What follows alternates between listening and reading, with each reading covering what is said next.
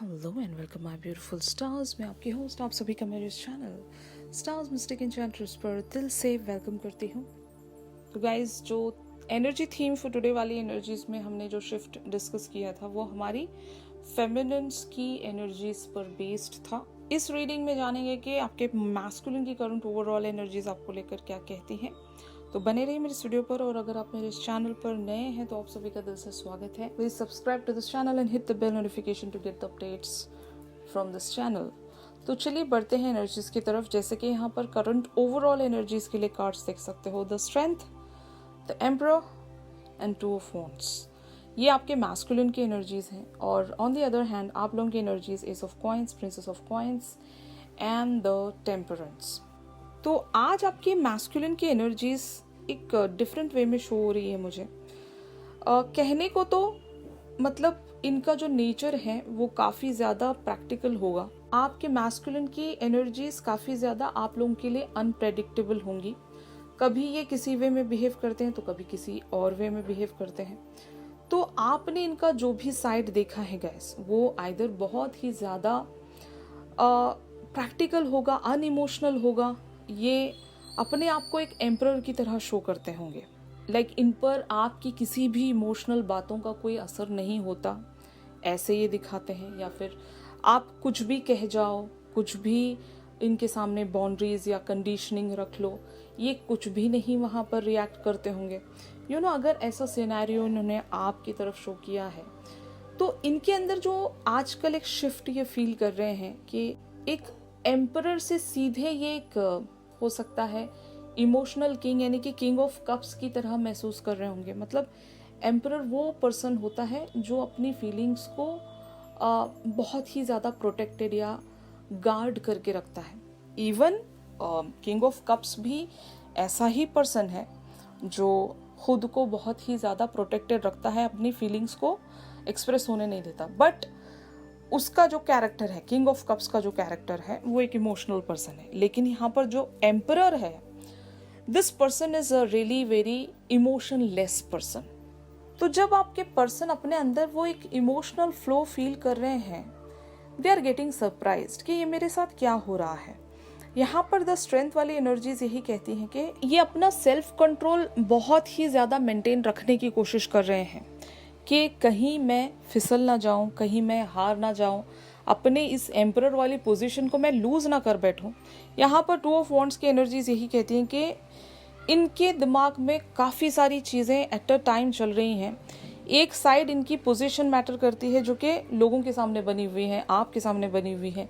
दूसरे साइड इनके जो डिज़ायर्स हैं, ड्रीम्स हैं, और इनका एक इमोशनल फ्रंट, फाइन, जहाँ पर ये इवन आपके लिए फील भी करते हैं, आपके लिए केयरिंग भी हैं, आपके साथ हो सकता है ड्रीमी भी है, जैसे कि आपको लेकर सपने देख रहे होंगे। क्योंकि टू ऑफ वॉन्ड्स की एनर्जीज काफ़ी सारी बातें यहाँ पर दर्शा रही हैं कि maybe they are planning for the reach out और something like that. Reach out की भी ये पॉसिबिलिटीज़ के बारे में सोच रहे होंगे कि क्या क्या सिनेरियो हो सकता है, इनको किस वे में एक्ट करना चाहिए, क्या करना चाहिए। ऐसी फीलिंग्स इनको शायद इससे पहले नहीं फील हुई थी गाइस।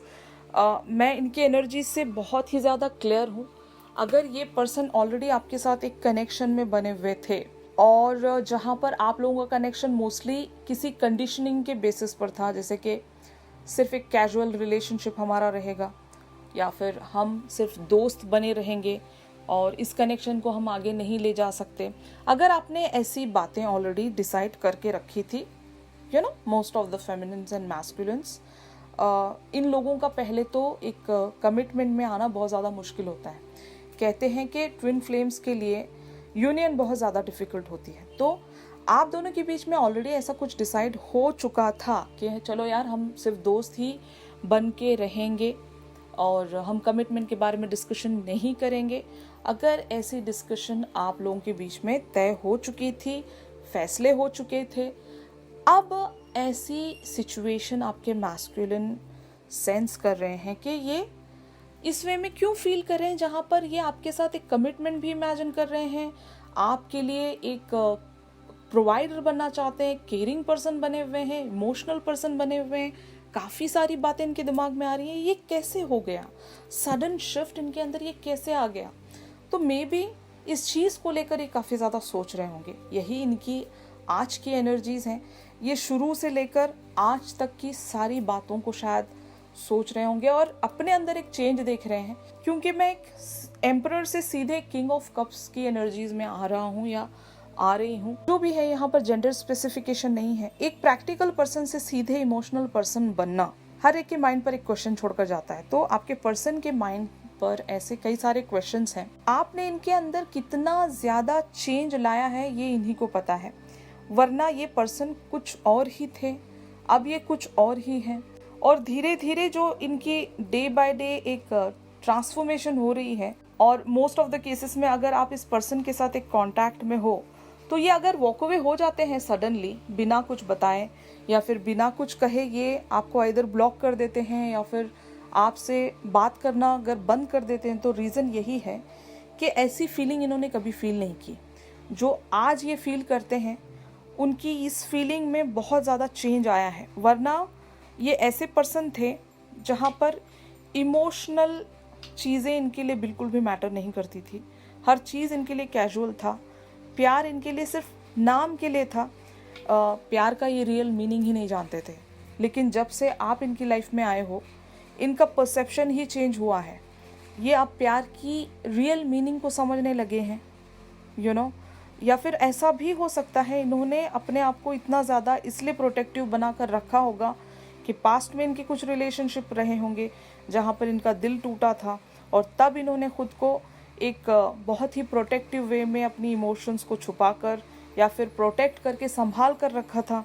लेकिन दोबारा से वही फीलिंग ये जब फील कर रहे हैं तो अपने आप को रिस्ट्रिक्ट कर लेते होंगे, अपने आप को बचा लेते होंगे कि नहीं, दोबारा से उन्हीं गलियों में नहीं जाना है, you know, those kind of an energy. और आपके पर्सन इन्हीं सारे थॉट्स में शायद खुद को सेंस कर रहे होंगे। और क्योंकि ये जनरल रीडिंग्स हैं गाइस, तो हर एक की सिचुएशन डिफरेंट होगी। लाइक हर एक की जो भी अपने पर्सन के साथ जो सिचुएशनशिप है वो अलग अलग होगी। लेकिन आज आपके जो पर्सन की थॉट्स हैं वो यही हैं कि they are feeling some kind of a change. इनकी थॉट में चेंज है, इनकी फीलिंग्स में चेंज है, और ये जानना चाहते हैं कि ऐसा क्यों ये फील कर रहे हैं। इसीलिए शायद भागने की कोशिश कर रहे होंगे या फिर अपने आप में एक रेजिस्टेंस लाने की कोशिश कर रहे हैं कि मुझे पिघलना नहीं है, मुझे यहाँ से अपनी पोजीशन से हारना नहीं है, क्योंकि मैं हारने लगा हूँ, मैं अपनी उस पोजीशन को स्लिप आउट करने वाला हूँ। और दैट इज़ वाई ये अपने अंदर वो स्ट्रेंथ गैदर करने की कोशिश कर रहे हैं कि नहीं, और रुक जाओ, कोई एक्शन नहीं लेना है यहाँ पर, अभी कुछ और टाइम लेते हैं सोचने के लिए, यू नो। ये इनकी करंट एनर्जीज हैं। तो ऑन दी अदर हैंड आप लोगों की एनर्जीज जैसे कि यहाँ पर देख सकते हो, S of coins, princess of coins and the temperance. तो काफ़ी टाइम के बाद गाइस आपने एक ऐसा पैटर्न शायद अपने लाइफ का एंड किया होगा जो आपके लिए बिल्कुल भी सर्विंग नहीं था, और आपको अपनी लाइफ में एक बैलेंस चाहिए था। वो बैलेंस शायद आपने अचीव कर लिया है। एक ऐसा बैलेंस जहाँ पर आप इमोशनल लाइफ को भी हैंडल कर सकें, साथ ही साथ अपनी मटेरियल लाइफ को भी हैंडल कर सकें। जैसे कि प्रोफेशनल फ्रंट है, और काफ़ी लोगों के लिए एक फैमिली लाइफ भी हो सकती है। तो जो भी आप लोगों की लाइफ की सिचुएशन इम्बैलेंस वे में चल रही थी, जहाँ पर आपको एक आइदर बैलेंस चाहिए था या फिर एक क्लैरिटी चाहिए थी, वो दोनों ही शायद आपने अचीव किए हैं। और आज जैसे कि हमने थीम फॉर टुडे वाली एनर्जीज में डिस्कस किया था कि आपने किसी बहुत ही ओल्ड और स्टैग्नेंट पैटर्न को लीव किया है। ऐसा इसलिए हुआ होगा कि जो प्रेशराइजिंग एनर्जीज आपके साथ बनी हुई थी कि आइदर दिस वे और दैट वे, ये पर्सन या वो पर्सन, ये सिचुएशन या वो सिचुएशन, बैलेंस नहीं मिल पा रहा था। क्योंकि इस पर्सन की तरफ जब आप कम बैक करते हो विद द मैनिफेस्टेशन एनर्जीज, आपको ऐसा लगता है कि काफ़ी ज़्यादा यहाँ पर टाइम लग रहा है, तो मेरा इंतज़ार करना सही है या नहीं। और इसके साथ ही साथ कोई और भी सिचुएशन आपकी लाइफ से जुड़ी होगी, जैसे कि फॉर एग्ज़ाम्पल किसी की करियर लाइफ हो सकती है, फैमिली लाइफ हो सकती है, और बहुत सारे अदर लोगों के लिए एक कोई प्रपोजल हो सकता है, जो हमने सारी पॉसिबिलिटीज़ डिस्कस की थी थीम फॉर टुडे वाली एनर्जीज में। तो जो भी आप लोगों की लाइफ में ऑप्शन था, उस एक ऑप्शन को या एक सिचुएशन को आपने एंड किया है, ताकि वो सारी टेंशन ही ना रहे, वो सारा कंफ्यूजन ही ना रहे कि इनमें और उनमें के दो सिचुएशंस में से एक सिचुएशन आपको चूज करना पड़े। ऐसा सिनेरियो ही आपने शायद हटा दिया होगा। और आपका जो एक बहुत ही ओल्ड थिंकिंग पैटर्न था, जहाँ पर आप एक ही तरीके की चीज़ें सोचते थे, वो सोच आपकी बदली है। अब आप डरते नहीं हो वेट करने से। मतलब पहले आपका शायद ऐसा पैटर्न रहा होगा कि वेट करने से आपको डर लगता था होगा, और किसी पर ट्रस्ट करने से डर लगता था, या फिर मैं मैनिफेस्टेशन को भी लेकर कहूँगी कि आपका ऐसा बिलीफ सिस्टम रहा होगा कि मेरी मैनिफेस्टेशन पूरी होगी भी या नहीं, या फिर यहाँ पर कितना डिले या कितने सारे चैलेंजेस या ऑब्स्टिकल्स बने रहेंगे। जब कुछ चीज़ आपको मिलते मिलते आइदर एक डिले फील होता है, तो वो डिले दो तरीके का होता है गाइस। अगर डिले हो रहा है और वहाँ पर आपका इंट्यूशन भी आपसे यही कह रहा है कि ये जो भी डिले हो रहा है, इसके पीछे कोई वजह होगी जो कि आपके कार्मिक सिचुएशन से जुड़ी है। कभी कभार हमें ऐसी रियलाइजेशन होती है कि जो चीज़ हमारी लाइफ में नहीं है, अच्छा ही हुआ वो चीज़ हमारी लाइफ में नहीं है। बाद में हमें जाकर रियलाइजेशन होती है कि अगर ये चीज़ हमारी लाइफ में उस टाइम आई होती, या फिर उस टाइम अगर ये चीज़ हमें मिली होती एज आ मैनिफेस्टेशन, तो हमारे साथ कितना गलत हो जाता। समझ रहे हो आप? इस सिचुएशन को समझने की कोशिश कीजिए कि कभी कभार कुछ नहीं भी मिलता है तो वो हमारी अच्छाई के लिए ही होता है। अगर आपको ऐसी फीलिंग है कि आपका इंतज़ार खाली जाने वाला है, तो आपको एक वाइब आ जाती है कि जो आपके साथ एक डिले आया है, या फिर आपके लिए जो भी मैनिफेस्टेशन पूरी नहीं होने वाली है, उसके पीछे एक वजह होती है, और उस वजह की पॉजिटिव एंड नेगेटिव साइड आपको इंट्यूशन के ज़रिए समझ में आती है। तो 100% यहाँ पर कुछ आपकी लाइफ में नहीं हो रहा है, तो उसके पीछे कोई वजह ज़रूर होगी गाइस। अब आपको देखना ये है कि वो वजह आपको एक पॉजिटिव वाइब्रेशन दे रही है, नेगेटिव वाइब्रेशन दे रही है। अगर इन केस नेगेटिव वाइब्रेशन दे रही है, तो यहाँ से आपको वॉक अवे होना चाहिए। अगर इन केस आप लोगों को एक पॉजिटिव वाइब्रेशन दे रही है कि चलो डिले भी हो रहा है, हम इंतज़ार कर लेंगे, हाँ हमें मतलब आगे की जो भी लाइफ है वो पॉजिटिविटी शो कर रही है, एक इंट्यूशन मिल जाता है आपको। और फेमिनिन्स के लिए मैं इसलिए कह रही हूँ क्योंकि आप अपनी लाइफ में एक स्पिरिचुअलिटी अचीव कर चुके हो, एक लेवल अचीव कर चुके हो, तो आपके अंदर वो इंट्यूशंस होना बहुत ज़रूरी है। और अगर आप में इंट्यूशन फील नहीं होता है, तो आपको मेडिटेशन वगैरह करके अपने आप में वो सारी एनर्जीज को बैलेंस करना पड़ेगा, जहाँ से आप एक इंट्यूशनल कनेक्ट रख सकें यूनिवर्स के साथ। तो अगर आपकी इंट्यूशन ये कहती है कि हम इस पर्सन का इंतज़ार कर लेंगे, ये पर्सन हमारी लाइफ में ज़रूर कम बैक करेंगे, और इससे जुड़ी हुई चीज़ें आपको एक पॉजिटिव वाइब दे रही हैं, तो बने रहिए, किसी की भी मत सुनिए, इसी सिचुएशन पर बने रहिए। ये ही वो सिचुएशन है जो आपको फाइनली आपकी अल्टीमेट डिज़ायर की तरफ प्रोसीड करेगी, या फिर आपको आपका इंतज़ार फ्रूटेशन देगा।